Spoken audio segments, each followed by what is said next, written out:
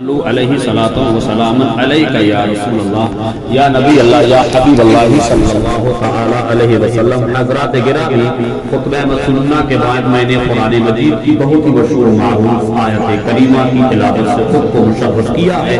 پروردگار عالم اپنے مقدس کلام میں بڑے ہی فصیح و بلیغ انداز میں ارشاد فرماتا ہے، الذی خلق الموت والحیاۃ لیبلوکم ایکم احسن عملا۔ ہم نے موت اور زندگی کو اس لیے پیدا کیا ہے تاکہ تم اس میں سے کون اچھے عمل کر سکتا ہے۔ پیغمبر اعظم سید عالم صلی اللہ علیہ وسلم کی حدیث پاک ہے، آقا فرماتے ہیں الموت تحفۃ المؤمن، موت مومن کے لیے تحفہ ہے، خوشخبری ہے، مژدہ جافزہ ہے، گڈ نیوز بھی ہے۔ اور فرماتے ہیں الموت مصیبت المؤمن، موت مومن کے لیے پریشانی بھی ہے، تکلیف بھی ہے، مصیبت بھی ہے۔ پیغمبر اعظم سید عالم صلی اللہ علیہ وسلم کے ایک عاشق صادق گزرے ہیں جن کو دنیا حضرت خواجہ حسن بصری رضی اللہ تبارک و تعالی عنہ کے نام نامی اس میں گرامی سے جانتی بڑی شان کے مالک ہیں، بڑی عزت و شہرتوں کے مالک ہیں۔ کون؟ حضرت خواجہ حسن بصری رضی اللہ تبارک و تعالی عنہ، حضرت مولا کائنات حضرت مولا علی مشکل کشا رضی اللہ تبارک و تعالی عنہ کے مرید بھی ہیں، اور حضرت مولا علی مشکل کشا کے یہ خلیفہ برحق بھی ہیں۔ اور حضرت خواجہ حسن بصری رضی اللہ تبارک و تعالی عنہ، آپ کے زمانے کی بات ہے کہ ایک خاتون کی جوان بیٹی کا انتقال ہو گیا تھا، اور انتقال پرملال کے کچھ زمانے کے گزر جانے کے بعد ایک ماں نے اپنی بیٹی کو خواب میں دیکھا تو کیا دیکھا کہ جہنم کا سخت سے سخت عذاب اس کی بیٹی کے اوپر مسلط کر دیا گیا ہے، یعنی جہنم کی آگ کے حوالے اس کی جوان بیٹی کو کر دیا گیا ہے۔ اب ایک ماں اپنی بیٹی کو خواب میں آگ میں جہنم میں جلتا ہوا دیکھے تو بے چینی بڑھ جانا چاہیے، بے قراری بڑھ جانا چاہیے، تکلیف بڑھ جانا چاہیے۔ ایک باپ اپنے بیٹوں کو دیکھے، بیٹا باپ کو دیکھے، بھائی بھائی کو دیکھے، بھائی بہن کو دیکھے، بہن بھائی کو اس کنڈیشن میں خواب میں دیکھے، اٹھ کے بیٹھ جائے گا، بے چینی بڑھ جائے گی، اللہ اللہ کر کے وہ کسی طریقے سے کروٹیں گزارے گا، رات گزارے گا۔ اسی عالم نے اس خاتون نے اللہ اللہ کر کے کروٹوں پہ کروٹیں بدل کے رات گزاری، صبح نماز فجر ادا فرمانے کے بعد یہی خاتون حضرت خواجہ حسن بصری رضی اللہ تبارک و تعالی عنہ کی خانقاہ میں تشریف لے گئی، اور تشریف لے جانے کے بعد اپنے باپ کا تمام معاملہ پیش کر دیا، اور کہتی ہے میں بڑا بے چین ہوں، بڑی تکلیف بڑھتی جا رہی ہے، میں نے اپنی جوان بیٹی کو دیکھا کہ جہنم میں جل رہی ہے۔ اللہ تبارک و تعالی نے نہ جانے میری جوان بیٹی کو کون سے گناہ کی بنیاد پر جہنم کا سخت سے سخت عذاب مسلط فرما دیا ہے۔ شیخ لاسانی مرشد حضور والا میرے خواب کا جواب دے دیجیے، میرے خواب کی تعبیر کیا ہے؟ حضرت خواجہ حسن بصری رضی اللہ تعالی عنہ سنتے ہیں، اور سننے کے بعد ارشاد فرماتے ہیں گھر جاؤ، نماز پنجگانہ کی عادت اپنا لو، نماز عشاء ادا کرنے کے بعد جب تم بستر کی استراحت پر جاؤ، یہ وظیفہ پڑھنا، یہ اوراد و وظائف میں مشغول ہو جانا، کل خواب کی تعبیر آج تمہیں دیکھنے کو مل جائے گی۔ یہ خاتون خواجہ حسن بصری کی خانقاہ سے نکلی، اپنے مکان کی طرف رواں ہے رات گزرنے کے لیے، وہ اپنے مکان پر پہنچ رہی ہے۔ اسی دن شام کا سورج غروب ہو رہا تھا، اور جس قبرستان میں اس کی جوان بیٹی کو سپرد خاک کیا گیا تھا، مدفون کیا گیا تھا، اسی قبرستان کے دروازے پر ادھر حضرت خواجہ حسن بصری اپنی خانقاہ میں نماز مغرب کی تیاری کر رہے ہیں، یہ اپنے گھر میں نماز مغرب کی تیاری کر رہی ہے۔ قبرستان کے دروازے سے اللہ کے ایک نیک بندے کا گزر ہوتا ہے، ایک محبوب خدا کا گزر ہوتا ہے، کی چپلیں اتارنے کے بعد قبرستان کے دروازے کے اندر داخل ہوتے ہیں، اور انہیں السلام علیکم یا اہل القبور، وہ قبر میں رہنے والوں اللہ کی طرف سے تم پر سلام کی نازل ہو۔ اللہ کا نیک بندہ قبرستان کے اندر پہنچا اور ایک مرتبہ مصطفیٰ جان رحمت صلی اللہ علیہ وسلم مسجد کو دل سے درود شریف پیش کیا. اب اللہ کی بارگاہ میں درود کا تحفہ پیش کیا جا رہا ہے. وہ اللہ کا نیک بندہ قبرستان کے دروازے پہ کھڑے ہو کر کے دعائیں کرتا ہے, مولا تیرے ارشاد گرامی کے مطابق ہم نے درود پاک پڑھ لیا ہے, تیرے حبیب کی بارگاہ میں پیش کر دیا ہے. مولا تو اپنے فضل سے سرکار کے صدقے میں نے جو درود پاک پڑھا ہے اس کی برکت سے اس قبرستان میں جتنے سپرد خاک ہیں, جتنوں کو اب تک مدفون کیا گیا ہے, مولا ان سب کے گناہوں کی بخشش فرما کر جنت کا حقدار بنا دے. اگر یہ جہنم میں ہے مولا تو اپنے فضل سے اپنے رحم و کرم سے مصطفیٰ کے صدقے میں درود پاک کے پڑھنے کی برکت سے اگر یہ یہاں جتنے مدفون ہیں سب جہنم میں ہو تو اپنے فضل سے ان سب کو جنتی بنا دے, سب کو جنت کا حقدار بنا دے. اللہ کے نیک بندے نے گزر وہاں سے درود شریف پڑھا اور اس کا کوئی رشتہ نہیں تھا, اس کا کوئی اپنا عزیز دوست احباب وہاں پر مدفون نہیں تھا. مومن کی شان یہ ہے کہ محمد کی محبت خون کے رشتوں سے اعلیٰ ہے, محمد کی محبت خون کے رشتوں سے اعلیٰ ہے. یہ وہ ہوتا ہے جو دنیاوی قانون کے رشتوں سے اعلیٰ ہے. آج ہم قبرستان میں کب جاتے ہیں جب ہمارا والد قبرستان میں ہو, ہماری والدہ قبرستان میں ہو, ہمارا کوئی عزیز قبرستان میں ہو, ہمارا کوئی دوست قبرستان میں ہو, تب ہم قبرستان میں جانا پسند کرتے ہیں. جب ہم قبرستان میں جاتے ہیں کہ چلو اپنے دادا کے لیے دعا کرنی جائے, اپنی دادی کے حق میں دعا کرنی جائے, اپنے گھر والوں کے حق میں دعا کرنی جائے. نہیں, یہ بنیاد نہیں, اس بنیاد پر مت جایا کرو کہ میرا رشتے دار ہے تب جاؤں گا. نہیں, قبرستان جیسی جو منزل ہے وہاں سب تمہارے اپنے ہیں, اسلام کی بنیاد پر سب تمہارے دوست ہیں, سب تمہارے عزیز ہیں, سب تمہارے رشتے دار ہیں. تم دعائیں کیا کرو, ایک مرتبہ یا 4 مرتبہ جتنی مرتبہ درود شریف پڑھنا چاہو سب کے حق میں دعا کیا کرو. جب سب کے حق میں دعا کرو, اگر تمہارا والد اس قبرستان میں ہے یا تمہاری والدہ اس قبرستان میں ہے, آپ اس کے سب کے حق میں دعا کرنے کے بعد آپ اپنے رشتے دار کے لیے دعا کریں گے تو انشاءاللہ رب کا کرم ہوگا, سب کا بیڑا پار ہوگا.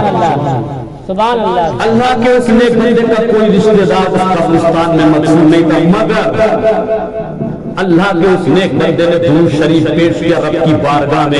اللہ کا کرم دے کے خاتون اپنے گھر میں ہے, خواجہ حسن بصری اپنی خانقاہ میں ہے. اللہ کا نیک بندہ درود شریف پڑھ کے اپنی منزلوں کی طرف رواں ہے. اب رات ہو رہی ہے, عشاء کی نماز ادا فرمانے کے بعد طویل اوراد و وظائف مکمل کرنے کے بعد حضرت خواجہ حسن بصری بستر استراحت پر تشریف لے جاتے ہیں. تو کل اس کی ماں نے خواب میں دیکھا تھا, لیکن آج حضرت خواجہ حسن بصری رضی اللہ تعالی عنہ جوان بیٹی کو خواب میں دیکھ رہے ہیں. تو کیا دیکھ رہے ہیں؟ اب وہ جہنم کے آگ کے حوالے نہیں ہے, جہنم کا عذاب مسلط نہیں کر دیا گیا, بلکہ جنت میں ٹہلتی ہوئی نظر آ رہی ہے. جنتی بنا دیا گیا ہے, جنت کا حقدار بنا دیا گیا ہے, جنت کا حق ادا کر دیا گیا. ان کے بیٹھ جاتے پوچھتے, بیٹی یہ کیا معاملہ ہے؟ کل تجھے تیری ماں نے دیکھا تھا تو جہنم کا حقدار تھی, جہنم کا عذاب خود پہ مسلط کر دیا گیا تھا. اس 24 گھنٹے میں تیرا کون سا نیک عمل, تیری کون سی نیکی جو کام آ گئی جس کی بنیاد پر اللہ نے تجھے جہنم سے نکال کے جنت کا حقدار بنا دیا ہے؟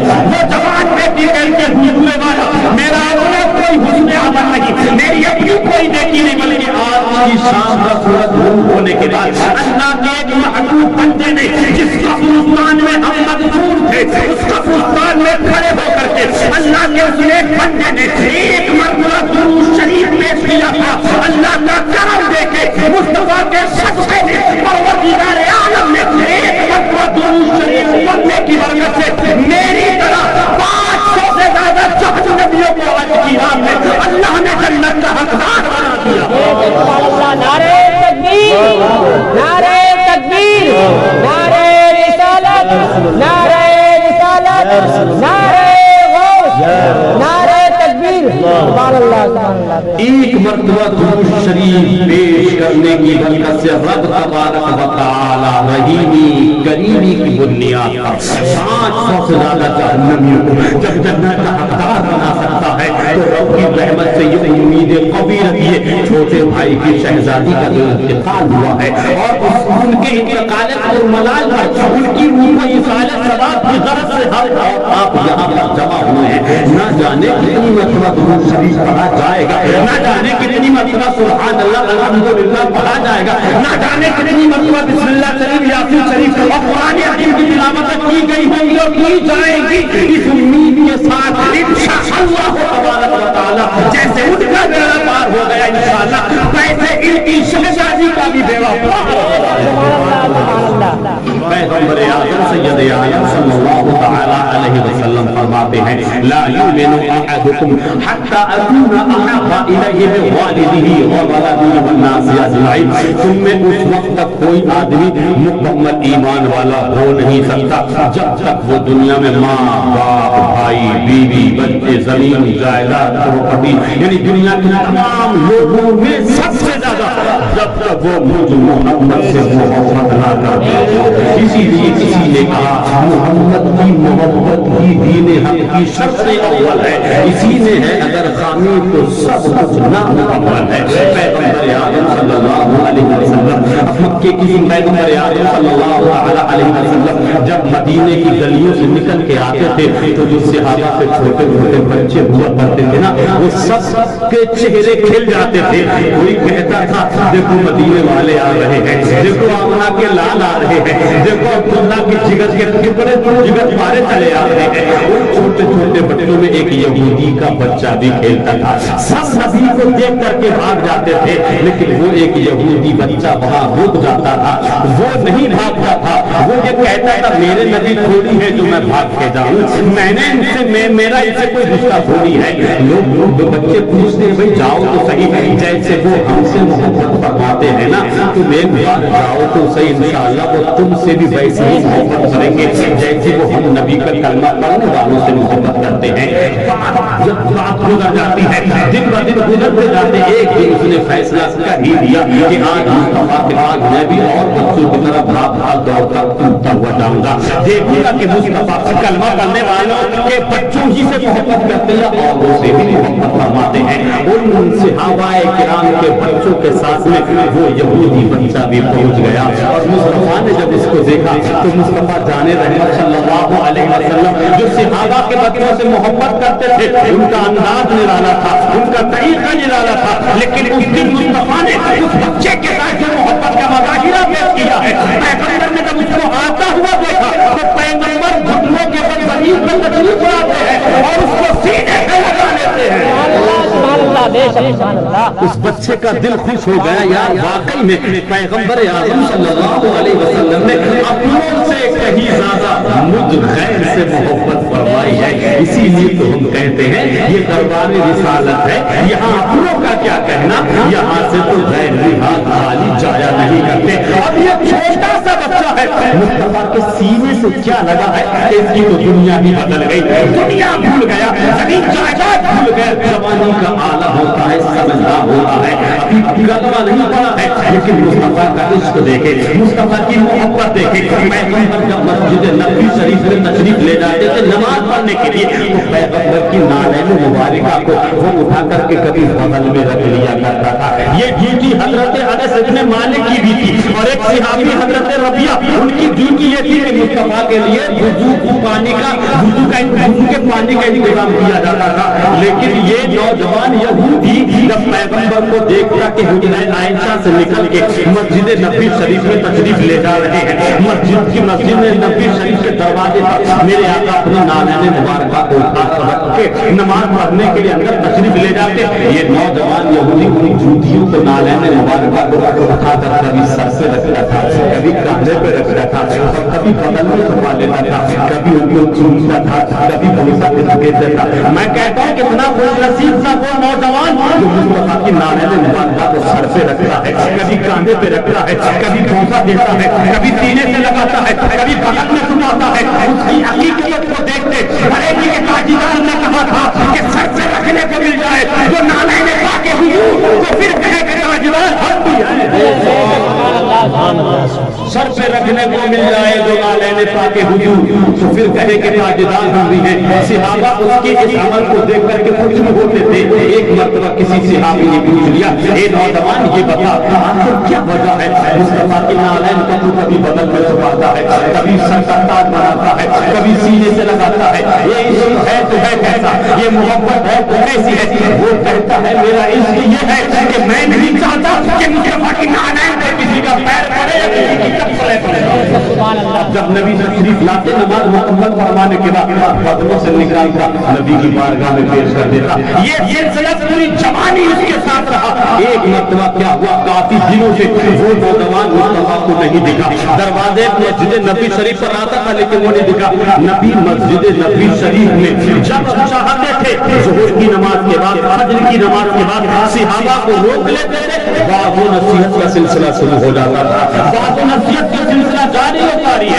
آقا فرماتے وہ نوجوان یہودی لڑکا بہت دنوں سے دیکھا نہیں ہے، کیا بات ہے، کیا اس کی طبیعت ٹھیک ٹھاک ہے، کوئی دقت کوئی پریشانی وہ دکھ نہیں رہا ہے۔ کسی صحابی نے کہا یا رسول اللہ فدا ابی و امی، ہمارے باپ پہ قربان ہو جائے یا رسول اللہ، سننے میں آیا ہے کہ وہ بستر مرگ پر موت اور زندگی کی کروٹیں لے رہا ہے۔ پیغمبر پوچھتے ہیں کہ ٹھیک ہو تو جلدی کرو اس کی عیادت کے لیے جاؤ۔ عیادت کے تعلق سے نبی فرماتے ہیں تمہارا کوئی رشتہ دار دوست احباب عزیز اگر تمہارا کوئی خاندان پریوار والا بیچارہ بیمار ہے، بستر مرگ پر ہے، موت اور زندگی کی کروٹیں لے رہا ہے، اللہ کی عبادت کرنے کا بھی حکم دیا ہے اور بندوں کی عیادت کرنے کا بھی حکم دیا ہے۔ عبادت اللہ کی ہوتی ہے، عیادت بندوں کی ہوتی ہے۔ اب عیادت کے تعلق سے مصطفیٰ کی زبان سے نکلے ہوئے الفاظ ملاحظہ فرما لیجیے۔ پیغمبر فرماتے ہیں جب کوئی مومن اپنے مومن بھائی کو دیکھنے کے لیے یعنی اس کی بیمار مزاج کرسی کے لیے اس کی عیادت کے لیے جاتا ہے، اگر وہ صبح کو جاتا ہے نا تو اس کے حق میں شام تک 70,000 فرشتے مغفرت کی دعا کرتے ہیں، اور یہی مسلمان جب دوسرے کو دیکھنے جاتا ہے شام کو تو صبح تک 70,000 فرشتے اس کے حق میں مغفرت کی دعا کرتے ہیں۔ ارے محاسبہ کریں، غور و فکر کریں، ہم کتنے گناہگار بدکار آدمی، لیکن ہم نے کرا کیا؟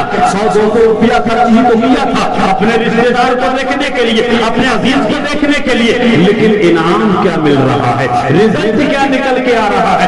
نبی فرماتے ہیں کہ صبح جائے گا نا تو شام تک 70,000 فرشتے اس کے حق میں مغفرت کی دعا کریں گے، اور شام کو جائے گا تو صبح تک 70,000 فرشتے اس کے حق میں مغفرت کی دعا کریں گے۔ مسجد نبی شریف سے نکلے صحابہ کا قافلہ ہے، یہودی کے مکان پر پہنچ گئے اور ادھر اس کا حال دیکھو، اس کا عشق دیکھو، اس کی محبت دیکھو۔ وہ اپنے گھر والوں سے کہتا ہے مجھے دنیا کے طبیب کی ضرورت نہیں ہے، مجھے دنیا کے علاج و معالجے کی ضرورت نہیں ہے، مجھے دنیا کے ڈاکٹر و حکیم کی ضرورت نہیں ہے۔ اے میرے گھر والوں، اگر تم مجھ پر احسان کرنا چاہتے ہو تو مجھے اللہ کے حبیب کی زیارت کراؤ۔ میری بیماری کا علاج تو مصطفیٰ کے قدموں میں ہے، میری بیماری کا علاج تو اللہ کے حبیب کی بارگاہ میں۔ یہ اپنے گھر والوں سے التجا کر رہا تھا، ادھر مصطفیٰ جان رحمت صحابہ کرام کے ساتھ میں اس کے گھر تشریف لے جاتے ہیں، اور تشریف لے جانے کے بعد جب نبی اس کے قریب میں پہنچے وہ اٹھ کے بیٹھنا چاہتا تھا، نبی نے اس کے سینے پہ ہاتھ رکھا، ارشاد فرماتے تکلیف میں نہ پڑو، پریشان نہ ہو، تم لیتے رہو، میں تم سے بات چیت کرنا چاہتا ہوں۔ مجھے پتا چلا کہ ایک نوجوان بیچارہ میری جو خدمت کرتا تھا وہ نہیں دکھا، اس لیے میں بے چین ہو گیا، میں بے قرار ہو گیا، میں تمہاری عیادت کرنے کے لیے آیا ہوں۔ اب نبی اس کے قریب میں بیٹھ کے ارشاد فرماتے ہیں یا ایھا الناس لا الہ الا اللہ تفلحون۔ پیغمبر اعظم نے ارشاد فرمایا کلمہ کیوں نہیں پڑھ لیتے، اسلام میں داخل کیوں نہیں ہو جاتے، متشرف با اسلام کیوں نہیں ہو جاتے؟ اب یہ نوجوان جب مصطفیٰ کی زبان ترجمان سے یہ الفاظ سنتا ہے تو اپنے گھر والوں کی طرف، اپنے ابا کی طرف آنکھوں میں اشارہ کر کے یہ پوچھنا چاہتا ہے ابا جان یہ آمنہ کے لال آئے ہیں، مجھے کلمے کی بات کر رہے ہیں، مجھے اسلام میں داخل کرنے کی بات کر رہے ہیں، ابا جان بتاؤ تمہارا کیا خیال ہے، تمہارا کیا ارادہ ہے؟ آنکھوں میں اشاروں میں بات کر رہی ہے۔ اس نوجوان یہودی کا باپ کہتا ہے ارے یہ مصطفیٰ ہے، یہ اللہ کے حبیب ہے، اور یہ سب کے گھر دنیا سے ہے، یہی خوش نصیبی ہے کہ تجھے میرے گھر دیکھنے آیا، جس میں تیرا اختیار ہے، جو تجھے بہتر لگے وہ کر لے۔ اس نوجوان نے کلمہ پڑھا، اشہد ان لا الہ الا اللہ و اشہد ان سیدنا محمد عبدہ و رسولہ، کلمہ پڑھا، اسلام میں داخل ہو گیا۔ نبی آیات کمپلیٹ کرنے کے بعد اس کے گھر سے نکلے، ابھی مشکل سے 10 قدم ہی نکل پائے تھے کہ اس کی روح نکل گئی، پھنسے پھسڑی سے پرواز کر جاتی ہے، اس کا انتقال ہو جاتا ہے۔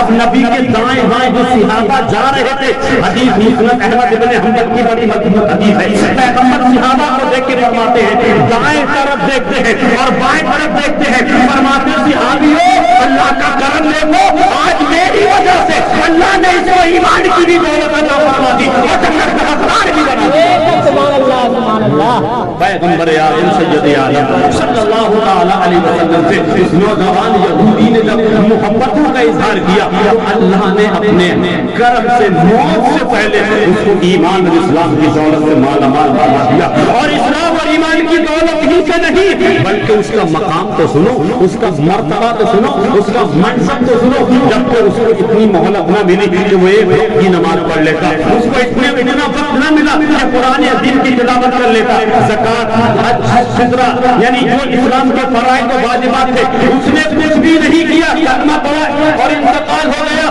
پیغمبر اعظم صلی اللہ علیہ وسلم کا صحابی بن گیا، اور صحابہ کا مقام یہ ہے کہ صحابہ کا مقام ایک طرف اور امت کے سارے ولیوں کا ایک مقام ایک طرف، مگر پھر بھی کوئی ولی امت کا صحابہ کے مقام پر پہنچ ہی نہیں سکتا ہے، کیونکہ یہ جو صحابہ کو مقام ملا ہے یہ حسن و جمال کی بنیاد پر نہیں ملا ہے، مصطفیٰ کی نظر کرم کی بنیاد پر ملا ہے۔ اس لیے پیغمبر اعظم سید عالم صلی اللہ تعالی علیہ وسلم ارشاد فرماتے ہیں، تم میں مکمل ایمان والا وہ آدمی ہے جو مجھ سے دنیا میں سب سے زیادہ محبت فرمائے، اور جو دنیا میں سب سے زیادہ مصطفیٰ جان رحمت صلی اللہ علیہ وسلم سے محبت فرماتا ہے تو پھر اللہ کی خاص نظر کرم اس پہ رہتی ہے، رب کا خاص کرم اس پہ رہتا ہے۔ اس لیے دوستو، بزرگوں، نوجوان ساتھیوں، سوچ غور و فکر کرو، اپنے آپ کو سانچے میں، اسلامک سانچے میں ڈھالنے کی کوشش کرو۔ اللہ تبارک و تعالیٰ کی مقدس بارگاہ میں دعا ہے کہ اللہ ہمیں اور آپ کو، تمام عالم اسلام کے خوش عقیدہ مسلمانوں کو سرکار دو عالم صلی اللہ تعالی علیہ وسلم کے وسیلے سے موت کے تصور میں اور خدا کے خوف میں اپنی اپنی زندگی گزارنے کی ہمت اور توفیق نصیب فرمائے۔ پروردگار عالم میرے بولنے میں قصداً صحباً لفظاً معنی اصطلاحاً لغواً کوئی چھوٹی بڑی غلطی خطا سرزد ہوگی مولا سب سے پہلے تو اپنے خاص فضل و کرم سے معاف فرما کر اپنی معاف فرما۔ استغفر اللہ العظیم الجلیل الذی لا اله الا هو پروردگار عالم جناب چھوٹے بھائی کی جس بیٹی کے انتقال پر منان پر یہ پروگرام رکھا، ہم نے اور آپ نے اجتماعی طور پر جو سنا اور آگے بھی انشاءاللہ جو پروگرام سننے سنانے کا رہے گا، مولا اس کی برکت سے محمد سبائل قبائل سارے گناہوں کی بخشش اور مغفرت فرمائے، محمد جنت الفردوس میں اعلیٰ سے اعلیٰ مقام نصیب فرمائے۔ اسلام زندہ باد، مذہب اسلام کا زندہ باد، وما علینا الا البلاغ۔ السلام علیکم ورحمۃ اللہ۔